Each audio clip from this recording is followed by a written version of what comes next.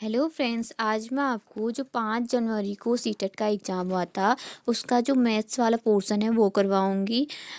मैं जो सॉल्यूशन वाले क्वेश्चन है उन्हीं को करवा रही हूँ। अगर आपको ये वीडियो पसंद आती है तो प्लीज़ लाइक करें, शेयर करें और मेरे चैनल विद्याज अप्रोच को सब्सक्राइब करें। ठीक है, तो शुरू करते हैं क्वेश्चन नंबर 5 से। तो हमको दो त्रिभुज दे रखे हैं इसमें, त्रिभुज ए बी सी और पी क्यू आर। इसमें बी सी इसको 3 सेंटीमीटर, ए सी इसको 3.5 सेंटीमीटर, पी क्यू 3.5 सेंटीमीटर, कोण सी 48 डिग्री, क्यू आर इसको टू 3 सेंटीमीटर और कोण क्यू इसको टू 48 डिग्री दे रखा है। तो हमको बताना है कि इसमें से सत्य कौन सा है, यानी कि सर्वांग सम जो दे रखे हैं उसमें से कौन सा प्रॉपर्टी से सर्वांग सम है। तो हम देखते हैं, पहले हम दो त्रिभुज बना लेते हैं इसमें, ए बी सी, और ये हो गया पी क्यू आर।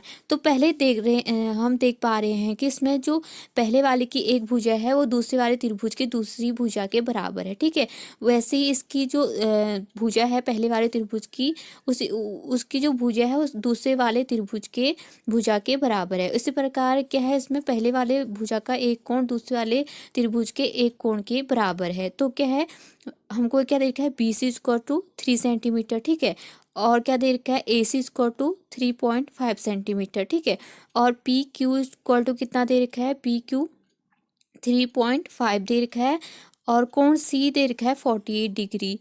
ठीक है, और क्यू आर दे रखा है 3 सेंटीमीटर, और क्यू दे रखा है 48 डिग्री। यानी कि हमको पता लग पा रहा है कि कोण सी क्या है, कोण क्यू के बराबर है। ये तो हमको दे रखा है, कोण सी क्या है 48 डिग्री, ये भी है 48। तो कोण सी स्क्वायर टू क्या है, कोण क्यू है, कोण सी स्क्वायर टू कोण क्यू हमको पता लग गया। ठीक है, अब देखते हैं हम लोग, ये बी सी कितना दे रखा है 3 सेंटीमीटर, इसकी जो सामने वाला कोण कितना है, कोण ए, और इसका जो क्यू आर है वो भी कितना है 3 सेंटीमीटर। इसका सामने वाला कोण कौन सा है, कोण पी। तो ये किसके बराबर हो गया, कोण पी के बराबर। ठीक है, हमको दोनों जो त्रिभुज है उसके दो दो कोण पता लग गए कि कौन किसके बराबर है। अब हमको पता लग पा रहा है कि कोण जो आखिरी का जो कोण बचा है, कोण बी, वो किसके बराबर होगा, कोण आर के बराबर होगा। कोण कोण बी इक्वल टू कोण आर। अगर हम देखें इसको त्रिभुज में, तो कोण A B C equal to कितना होगा, कोण पी आर क्यू के बराबर होगा। यानी कि त्रिभुज ए बी सी सर्वांगसम है त्रिभुज पी आर क्यू के, पी आर क्यू के बराबर है। यानी कि ऑप्शन नंबर 1 क्या है, इसका सही है। ठीक है, अगला क्वेश्चन देखते हैं। इसका जो राइट आंसर है क्वेश्चन नंबर 6 का, वो है 2v1 v2 upon v1 plus v2, इसका राइट आंसर है। यानी कि जो ऑप्शन नंबर 2 है इसका जो है वो क्या है, सही है। ठीक है, अगला क्वेश्चन देखते हैं, क्वेश्चन नंबर 9। क्वेश्चन नंबर 9 को कैसे करेंगे, इसमें क्या दे रखा है, x plus y bracket 2x minus 3y plus z minus bracket 2x minus 3y into z दे रखा है। ठीक है, पूछा है कि इसको हल करके किसके बराबर आ रहा है। तो क्या करेंगे, पहले हम x से इसको गुणा करेंगे।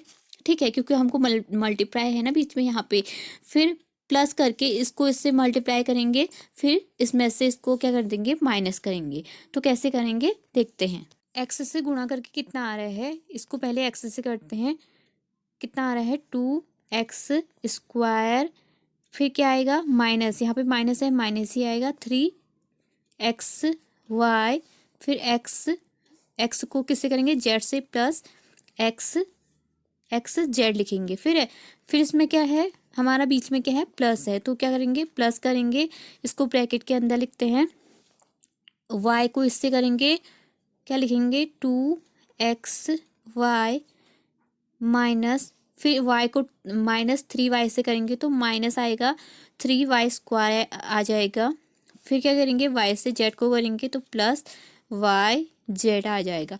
फिर हम माइनस इसी को उतार देंगे इसमें। ठीक है, माइनस करके अभी इसमें स्पेस नहीं है यहाँ पे, तो इसको लिख देंगे, फिर इसको आगे सॉल्व करेंगे। ठीक है, इसको सॉल्व करके कितना आ रहा है हमारा 2x स्क्वायर, पूरा सॉल्व कर रखा है मैंने पहले, इसलिए आपको डाउट हो रहा हो तो आप कर लीजिए, नहीं तो मैंने कर रखा है। इसका जो आ रहा है आंसर, ये आ रहा है 2x square 3y² minus XY plus 4YZ minus XZ इसका आंसर आ रहा है। तो ऑप्शन नंबर ए क्या है इसका करेक्ट है। इसमें मैंने आगे पीछे लिख रखा है XZ लिख रखा है, ये क्या है ZXZ, इसमें कोई बात नहीं।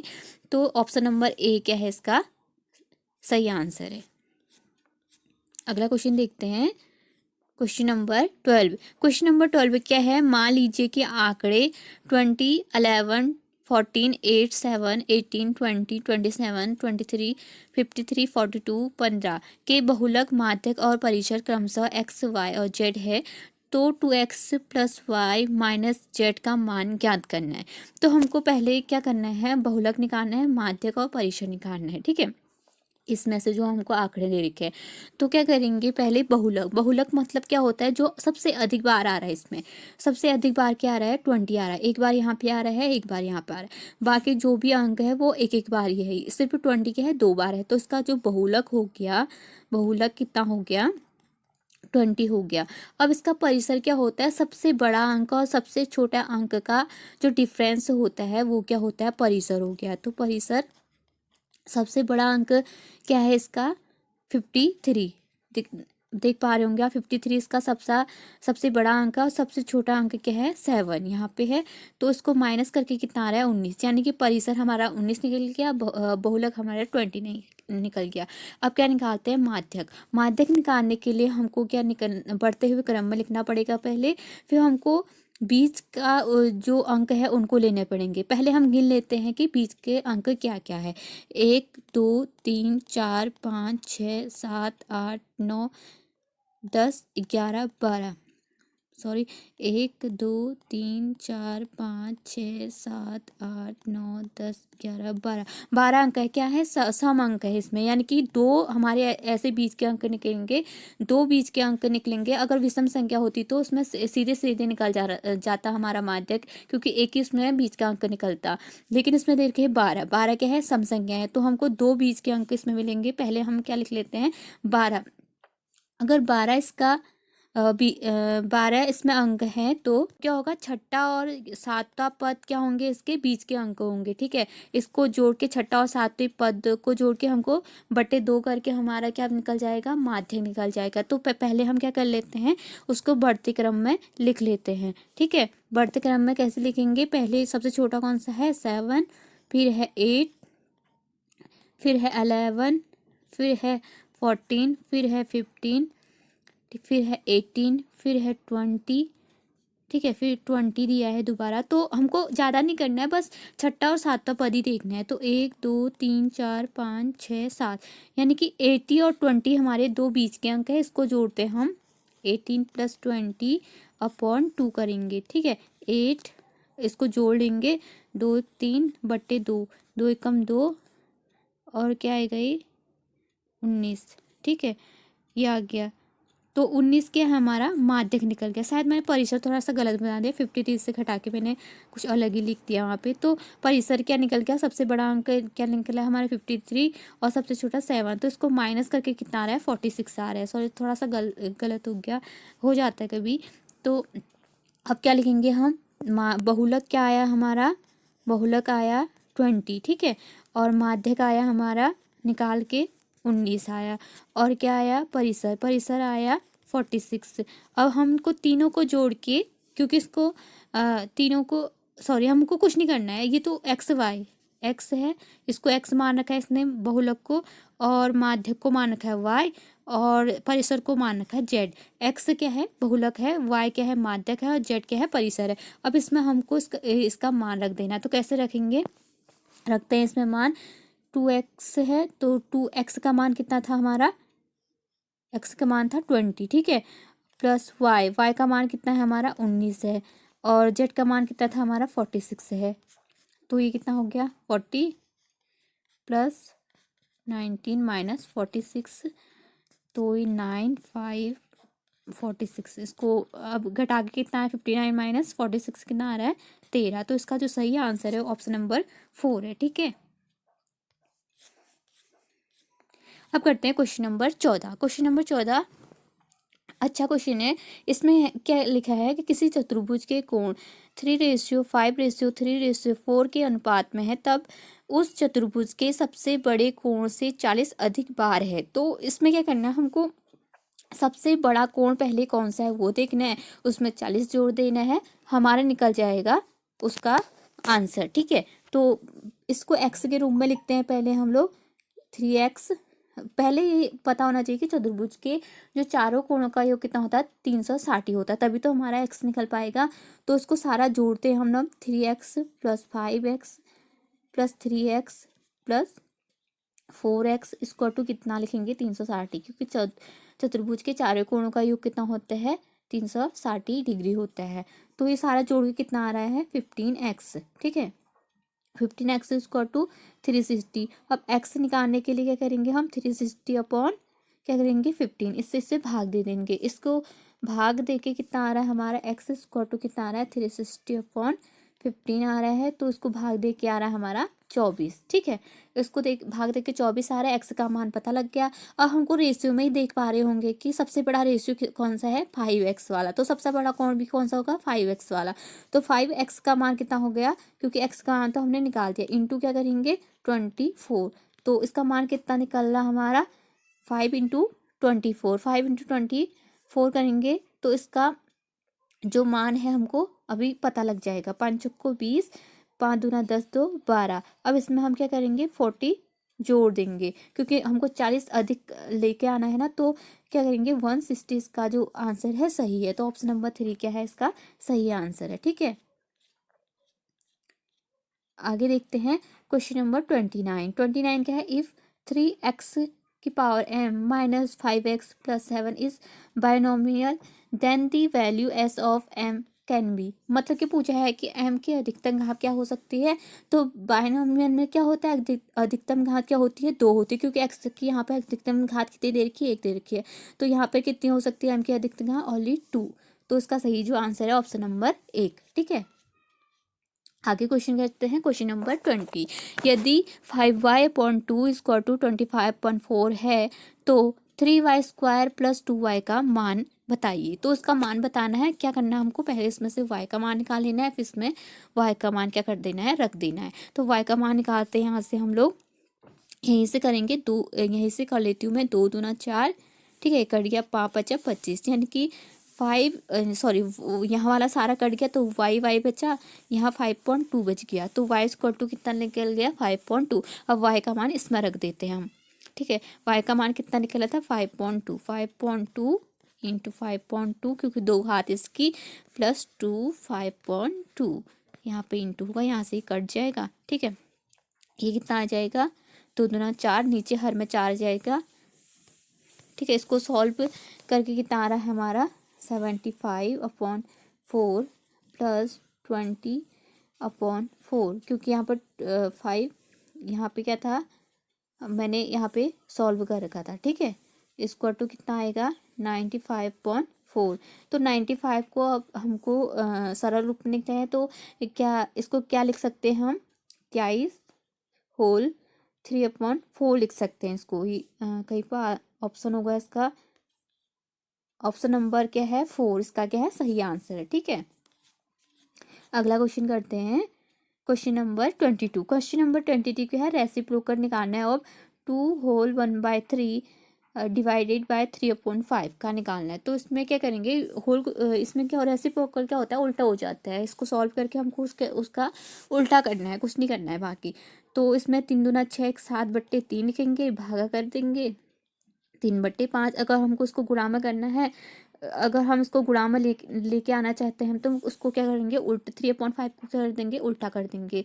वो कितना रहा, 3 दूना 6, 7/3 × 5.3 कर देंगे, क्योंकि भागा को हम अगर हम गुणा में चेंज करना चाहे तो जो ये वाला पोर्शन है इसका क्या हो जाएगा, उल्टा हो जाएगा। 7 पंचे 35 हो गया, 3 3 9 हो गया। तो रेसिप्रोकल लिखा है तो उसका उल्टा हो जाएगा हमारा, 9/35 इसका सही आंसर हो जाएगा। ऑप्शन नंबर 3 क्या है, इसका सही आंसर है। ठीक है, आगे वाला क्वेश्चन देखते हैं, क्वेश्चन नंबर 24।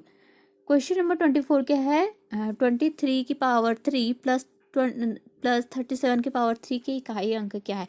तो हमको क्या निकालना है, इसका इकाई अंक निकालना है। हमको ज़्यादा इसमें सॉल्व करना नहीं है, थोड़ा सा करना है, थोड़ा सा क्या करना है, दिमाग लगाना है, बाकी कुछ नहीं है इसमें। 23 हमको सारा कुछ सॉल्व नहीं करना है। 23 का जो इकाई का अंक पूछ रखा है, तो हमको सिर्फ इकाई का अंक ही ध्यान में रखना है। तो 3 × 3 × 3 तो कितना आता है, 3×3 = 27, यानी कि इसका इकाई का अंक क्या आ गया, 7 आ गया पहले वाले का।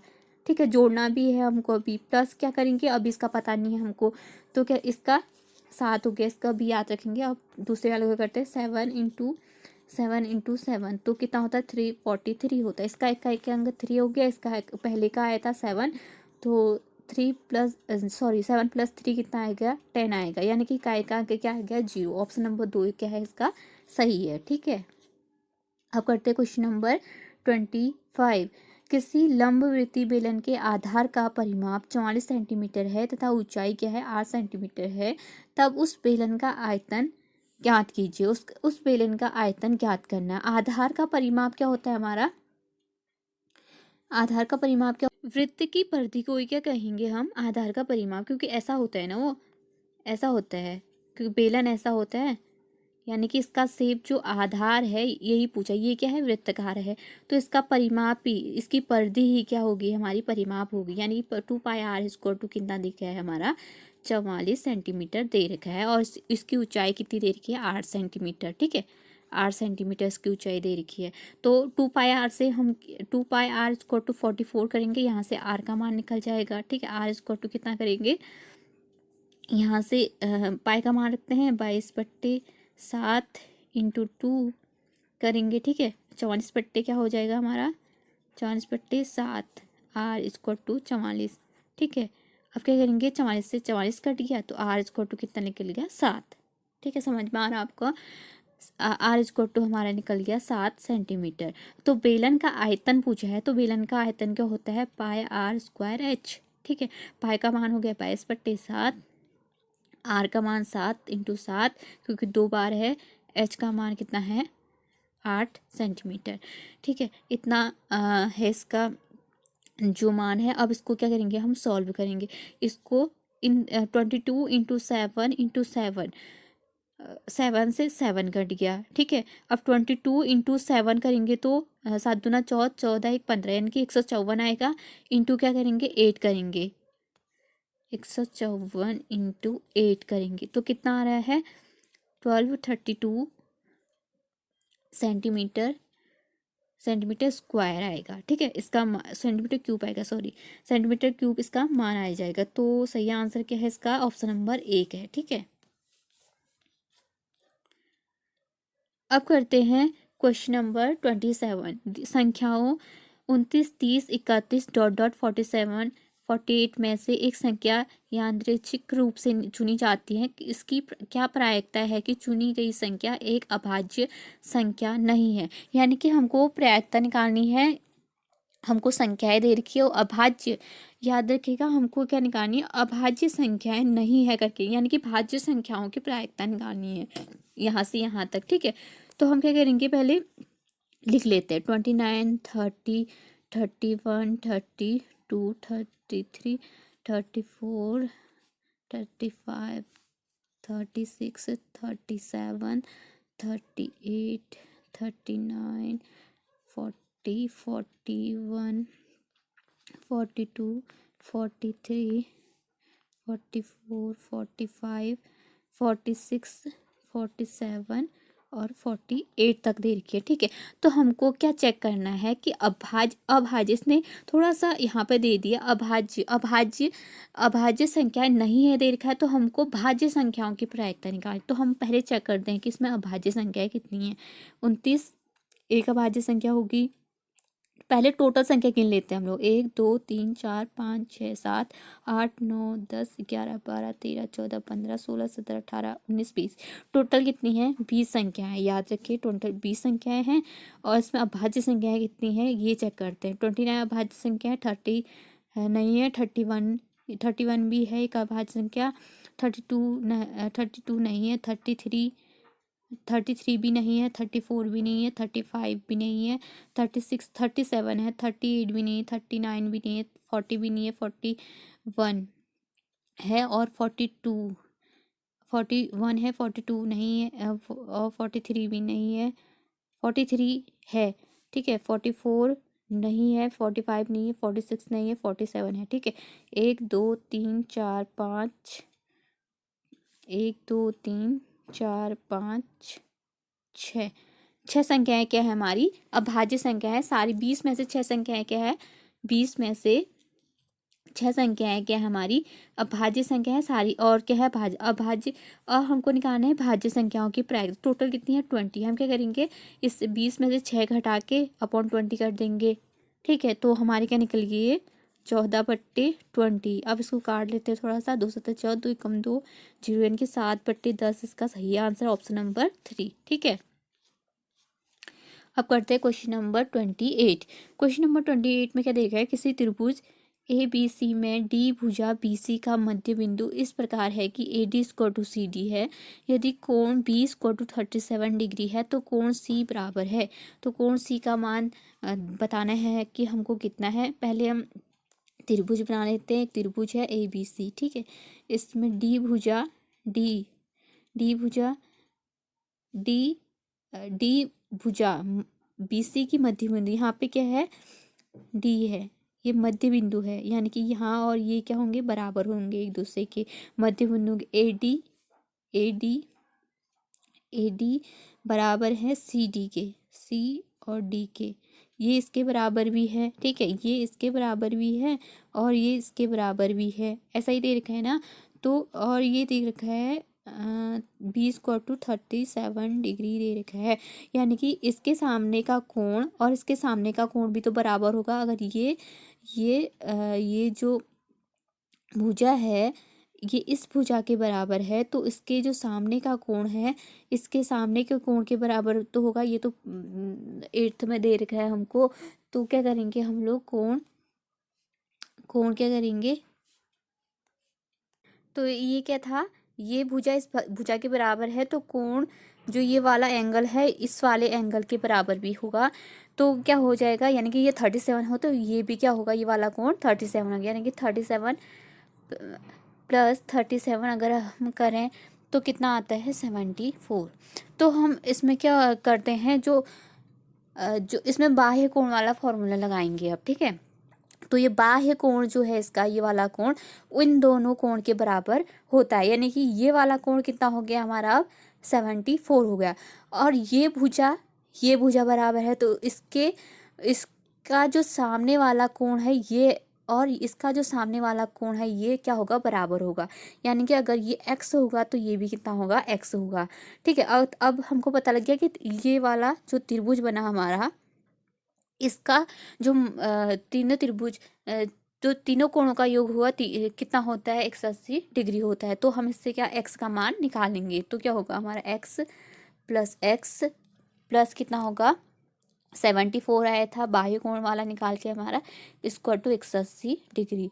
तो 2x = 180 - 74 करेंगे तो उसको घटा के कितना आता है 86 आता है।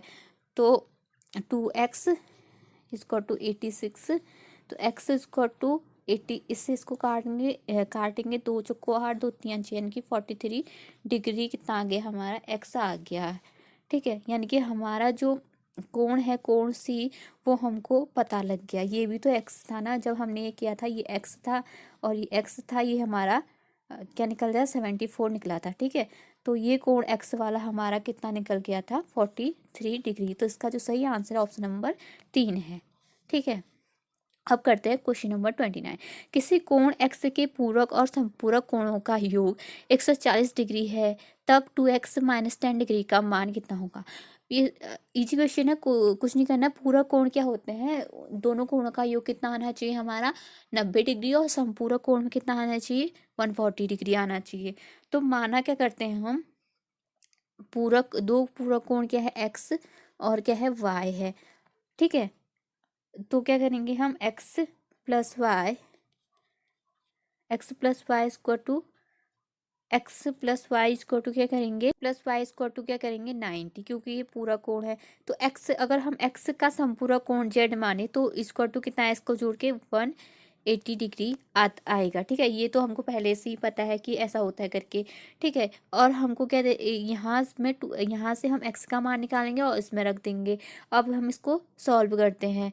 ठीक है, और क्या दे रखा है हमको, इसके पूरक और समपूरक कोणों का योग कितना दे रखा है, 140 डिग्री। यानी कि x का जो पूरक कोण है y और जो x का संपूरक कोण है z, इसका मान कितना दे रखा है, 140 डिग्री दे रखा है। ठीक है, ये दे रखा है।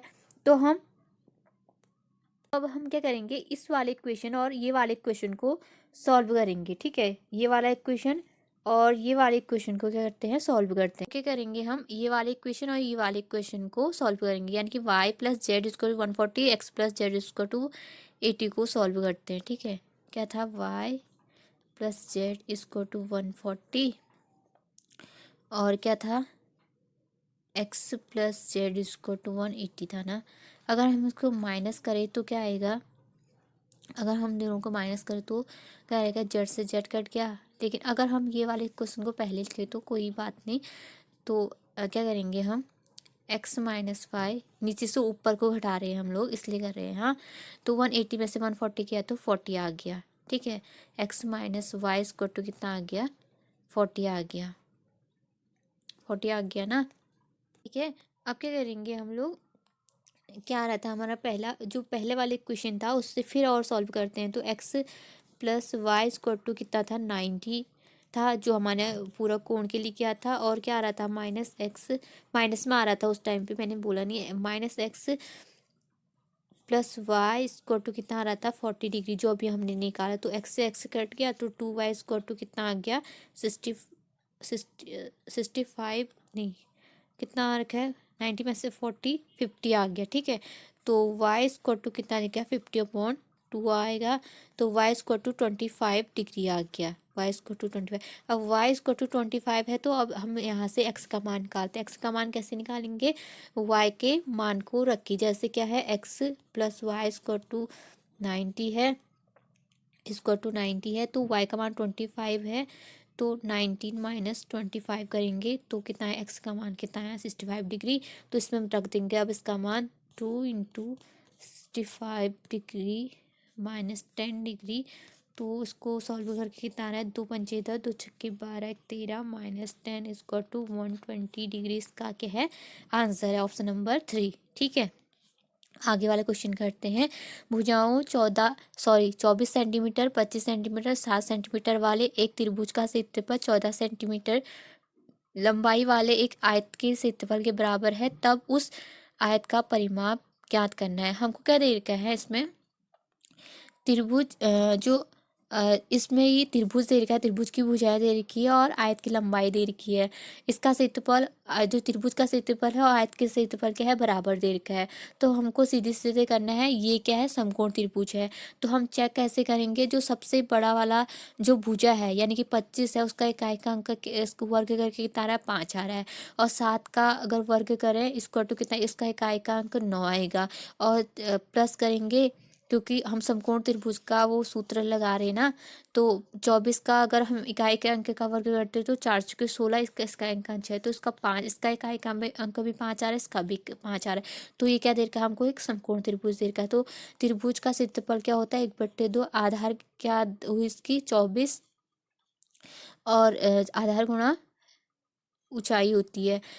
तो कितना हो गया इसका, 7, ऊंचाई 7 होगी क्योंकि ये कर्ण हो गया ना। तो 2 कम 2, 2 दूना 4, तो इससे इसको गुणा करेंगे, 7 दूना 4, 7 कम 7, एक पाएंगे 54, इसका क्षेत्रफल 54 सेंटीमीटर स्क्वायर इसका त्रिभुज का क्षेत्रफल निकल गया। इसका क्षेत्रफल आयत के क्षेत्रफल के बराबर है, जिसकी लंबाई कितनी है, 14 सेंटीमीटर। यहाँ से इसकी चौड़ाई निकाल देंगे क्योंकि हमको चौड़ाई दी नहीं है।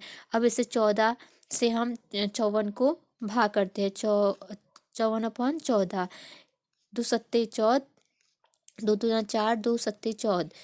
ठीक है, सातियाँ, ये कितना आ गया हमारा अब, सॉरी थोड़ा सा कैलकुलेशन में थोड़ा सा खराब हो गया शायद हमारा। त्रिभुज का क्षेत्रफल निकालने में 1/2 इंटू 24 इंटू 7 करेंगे ना, तो 2 एकम 2, 2 दूनी 4 हो गया। अब यहाँ से गुणा करेंगे तो 7 तो ना 4 7 कम 7 84 आ रहा है ना, मैंने लिख दिया 54, तो 84 सेंटीमीटर स्क्वायर आ गया इसका क्षेत्रफल त्रिभुज का।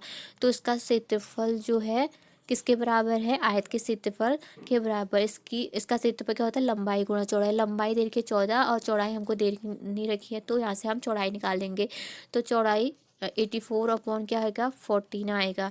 तो इससे कितनी बार करता है, 6 बार करता है। तो जो इसकी चौड़ाई निकल गई वो कितना निकल गया, 6 सेंटीमीटर आयत की चौड़ाई निकल गई। तो आयत का परिमाप क्या होता है, 2 गुणा लंबाई धन चौड़ाई होता है। लंबाई दे रखी है 14, 2 गुणा लंबाई कितना है 14, चौड़ाई कितनी है 6, तो ये 20 आ गया। 20 आ गया ना। इसको 14 + 6 कितना 20, गुणा 2 करेंगे तो 40, इसको तो कितना आएगा 40। तो उसका सही आंसर ऑप्शन नंबर 3। ठीक है, थोड़ा सा गलती हो जा रही कभी, माफ कीजिएगा। क्वेश्चन नंबर 31 करते हैं। x² + y² comma y² + z² comma z² + x² और 4xy + y 4yz + 4zx का योग बराबर है। इसका योग करना है, किसके बराबर है ये चेक करना है। तो पहले इस सबको जोड़ना है हमको, x² + y² + y² + z² + x² + 4xy + 4yz + 4zx, सबको जोड़ना है। x यहाँ भी है, x यहाँ भी है, यानी 2x यहाँ, y यहाँ भी है, y² यहाँ भी है, तो 2y², z यहाँ भी है, z यहाँ भी है, 2z²। बाकी सारा ऐसे निकलेगा, यानी कि हमारे क्या है 2x² + 2y² + 2z² + 4xy + 4yz + 4zx आ गया। अब यहाँ से 2 2 क्या है, सब में से हम कॉमन ले लेंगे, तो 2 कॉमन लिया तो यहाँ पे क्या बना, x² + y² + z² + 2xy + 2yz + 2zx बना। तो ये फॉर्मूला किसका होता है, x + y + z का होल स्क्वायर का फॉर्मूला होता है, इतना जो पोर्शन है इसका। तो 2 बाहर ही था, तो अंदर वाला फॉर्मूला क्या बना गया हमारा, x + y + z का होल स्क्वायर। तो इसका जो सही आंसर ऑप्शन नंबर 1 है। ठीक है, आगे क्वेश्चन करते हैं। क्वेश्चन नंबर 33 क्या दे रखा है, माइनस ब्रैकेट स्मॉल ब्रैकेट -5.6 की पावर है -5, बिग ब्रैकेट की होल ऑफ पावर है 3। तो इसको कैसे लिख सकते हैं ये पूछा गया है। इसमें कुछ नहीं है, पावर अगर हम उसको क्या करेंगे, 5.6 है, इसकी पावर -5 है और इसकी होल ऑफ पावर भी 3 है, तो ये तो गुणा ही हो जाती है, तो इसकी पावर क्या होगी -15। तो 5.6 इसका जो सही आंसर है, -5.6 की पावर -15 इसका सही आंसर है। और क्वेश्चन नंबर करते हैं 35। 59 35 में से कौन सी न्यूनतम संख्या घटाई जाए कि वह एक पूर्ण वर्ग बन जाए, यानी कि हमको बताना है कि कौन सी संख्या घटा के पूर्ण वर्ग बन जाती है। हमको ये ऑप्शनों से चेक करना पड़ेगा। ठीक है, पहले हमको पता होना चाहिए कि वर्ग के जो इकाई अंक होता है वो क्या क्या होता है। 1 हो सकता है, 4 हो सकता है और 0 भी हो सकता है और 9 हो सकता है, 6 हो सकता है और 5। सिर्फ यही इकाई अंक क्या हो सकते हैं, किसी के वर्ग हो सकते हैं। ठीक है, अगर हम इसको घटाएं 59 35 में से क्या घटाएं हम, अगर -6 करें तो कितना आ रहा है 5929 आएगा ना। तो 9 तो इसका इकाई का अंक, ये वर्ग हो भी सकता है इसका, जबकि ये नहीं है, इसका आता है वर्ग 7 पॉइंट कुछ समथिंग आता है। ठीक है, ये नहीं है। मैं इसका सिर्फ सीधे आपको राइट आंसर बताती हूँ। जो इसका जो राइट आंसर है वो है, इसको घटा के कितना आ रहा है 5935 से ऑप्शन नंबर जो 1 है इसको घटा के कितना आ रहा है हमारा 5929 आ रहा है। इसका अगर हम अनरूट करें तो इसका अनरूट आता है 77, समथिंग नहीं आता है, 77 एक्यूरेट आता है। तो इसका जो सही आंसर ऑप्शन नंबर 1 है। ठीक है, आगे वाले क्वेश्चन करते हैं हम लोग। क्या तरीका है, RS 20,000 की धनराशि पर 1/4 वर्ष का 8/2% वार्षिक ब्याज की दर से चक्रवृद्धि ब्याज लगभग कितना है जबकि ब्याज वार्षिक संयोजित होता है। तो ये बहुत लंबा इसका थोड़ा सा कैलकुलेशन है, तो मैं आपको इसका जो सीधा जो आंसर है वो बता देती हूँ। इसका जो आंसर है ऑप्शन नंबर 1 है। ऑप्शन नंबर 1 2161 इसका क्या है, सही आंसर है। कुछ पॉइंट में भी कुछ आ रहा है, 0.125 आ रहा है इसका, ठीक है। ये इसका सही आंसर है, क्योंकि इसकी कैलकुलेशन कुछ लंबी है इसलिए मैं इसे नहीं करा रही हूँ। आगे वाला क्वेश्चन करते हैं। क्वेश्चन नंबर है 46। क्वेश्चन नंबर 46 क्या है, 12, 15, 45 के एचसीएफ और एलसीएम का योग कितना है। तो इसका जो एचसीएफ है और एलसीएम है उसको हमको देखना है, उसका योग करना है। तो इसमें हमको 12, 15, 45 एचसीएफ क्या होता है, सबसे बड़ी से बड़ी संख्या जो जिसका इन तीनों में क्या हो जाए, भाग चली जाए, वही क्या होती है, हमारी एचसीएफ होते हैं। तो इसमें सबसे बड़ी संख्या एचसीएफ क्या हो जाएगी, 3 हो जाएगी, क्योंकि 3 से 12 भी कटेगा, 3 चुके 12, 3 पंचे 15, 3 कम 3, 3 पंचे 15 बार ये भी कटेगा। बाकी कोई ऐसी संख्या नहीं, क्योंकि इसमें एक सम संख्या देखिए, बाकी भी सम संख्याएं हैं। बाकी कोई भी ऐसी कोई भी ऐसी संख्या नहीं है जो इन तीनों को काट सके। तो एचसीएफ क्या है, इसका 3 है। एलसीएम निकालते हैं। एलसीएम कितना है, 12, 15 और 45, ठीक है। इसको करते हैं, 2 छक्के 12, 15, 45, 2 तियाँ 6, 15, यही ऐसे ही उतरेगा, ठीक है। ज़्यादा अगर जल्दीबाजी में करना चाहें तो कर सकते हैं, लेकिन गलत हो जाता है कभी। तो ये कह रहे हैं 3 कम 3, 3 पंजे 15 और क्या है, ये 45 है, सॉरी 45 है। तो 3 कम 3, 3 पंजे 15, फिर ये करेगा 5 से 5 कम 5, 5 तिया 15, 3 कम 3, यानी कि 2 इंटू 2 इंटू 3 इंटू 5 इंटू 3 आएगा।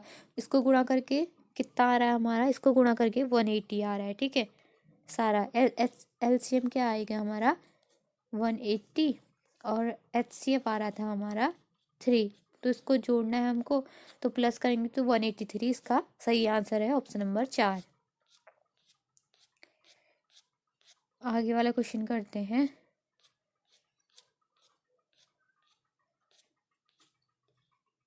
ये है क्वेश्चन नंबर 58। यदि किसी वर्ग के आधार वाले पिरामिड में किनारों, फलकों और शीर्षों की संख्याएं क्रमशः ई, एफ और वी है, तो 2e minus F plus 2v का मान क्या है। तो हमको क्या दे रखा है, एक पिरामिड दे रखा है, उसका जो आधार है वो क्या है, वर्गाकार है। तो हमको हमेशा याद रखना होगा कि जिस आधार की जितनी भी भुजाएं होती है, आधार की जितनी भी भुजाएं होती, क्योंकि कई बार ये क्वेश्चन घूम के फिर से आते हैं। आधार की कितनी भी जो भुजाएं होती है उतने ही क्या होते हैं, फलक होते हैं, ठीक है। उतने ही क्या होते हैं, हमारे फलक होते हैं। फलक 1, 2, 3, 4, एक पीछे आएगा, एक इसके तो कितने हो गए हमारे, 6 फलक हो गए, ठीक है। कितने होंगे इसमें, 4 फलक हो गए, ठीक है। 1, 2, 3, 4, 4 फलक हो गए। तो इसमें हमेशा क्या करते हैं, अगर हमको फलकों की संख्या निकालनी है, तो उसके जो आधार में जितने भी फलक है, यानी कि इसमें अगर n फलक है, यानी कि अगर 6 फलक है किसी के आधार में, तो उसमें +1 करके हम क्या निकाल सकते हैं, फलकों की कुल संख्या निकाल सकते हैं, ठीक है। और फलकों की संख्या और शीर्षों की संख्या क्या होती है, हमेशा बराबर होती है, ठीक है। अगर इसमें हमको दिखाई दे रहे होंगे जो आधार है उसकी 4 भुजाएं हैं, तो 4 + 1 करेंगे तो हम हमारे जो फलक है कितने निकल जाएंगे, 5। और क्या बताया मैंने, फलक और शीर्षों की संख्या क्या होती है, बराबर होती है, यानी कि F इक्वल टू क्या होता है, V इक्वल टू, इसमें हमारा क्या निकल गया, 5 निकल गया। अब अगर बात करें हम किनारों की, किनारे क्या होते हैं, जितनी हमारी आधार में भुजाएं होती है उसका 2n होता है, उसका क्या होता है, 2n। या इसमें 4 आधार में 4 भुजाएं हैं, तो हम क्या करेंगे, 2n से गुणा कर देंगे, यानी इसमें 4 है तो 8 क्या हो जाएंगे, हमारे किनारे निकल जाएंगे। फलक कितने निकले थे हमारे, कितने निकले थे, 5। v कितना निकला था, 5। f निकला था 5। पहले थोड़ा सा बोलने में मेरी गलती हो गई, 6 निकले हैं करके, तो इसमें क्या है आधार, तो मैंने क्या बताया जितना आधार की भुजाएं होंगी उसमें हमको +1 करना होगा हमेशा, चाहे वो कितनी भी देर की हो, ऐसा कोई कुछ नहीं होता उसमें। तो कितनी भी देर की हो, जैसे इसमें 4 देर की हो तो 4+1 करेंगे तो 5 इसमें क्या निकल जाएंगे, फलक और शीश निकल जाएंगे। तो इस फॉर्मूले में रखते हैं ई क्या है हमारे किनारे हैं, तो किनारों की संख्या मैंने क्या बताया 2n था, तो 2 इंटू n कितना था, 4 था। ठीक है, 4 दूना 8 हो गया, तो ई का मान 8 है, एफ का मान 5 है, वी का मान 5 है, तो इसमें रख देते हैं 2 इंटू 8 -5 +2 इंटू 5, यानी कि 16 -5 +10 हो गया ये। तो 16 माइनस क्या आएगा, 16 -5 आएगा, 5 से 10 गया। ठीक है, -5 तो कितना आ रहा है इसका आंसर, सॉरी थोड़ा सा क्या करेंगे, 16, थोड़ा सा बोलने में गलती होगी, क्या करेंगे ये यहाँ आके कितना होगा 16 में अगर 10 जोड़ते हैं तो कितना आता है हमारा 26, 26 -5 है तो -5 करेंगे, तो कि 26 में से 5 गया 21, तो इसका जो सही आंसर ऑप्शन नंबर 1 है। ठीक है, अभी क्वेश्चन नंबर 60 है, किसी वृत्ताकार खेत का क्षेत्रफल 616 मीटर स्क्वायर है, तब उस खेत पर RS 5 मीटर की दर से बाड़ लगाने का व्यय ज्ञात करना है। कैसे ज्ञात करेंगे हम, हमको क्या दे रखा है, एक वृत्ताकार खेत दे रखा है, इसका जो क्षेत्रफल है 616 मीटर स्क्वायर है, तो वृत्त का क्षेत्रफल क्या होता है πr² = 616 दे रखा है। यहाँ से हम क्या निकालेंगे, r का मान निकालेंगे। अब सॉल्व करते हैं, 22/7 इंटू r² = 616, अगर हम इसको यहाँ गुणा करते हैं तो 7/22, ठीक है, r² निकल जाएगा, r² इतना निकलेगा।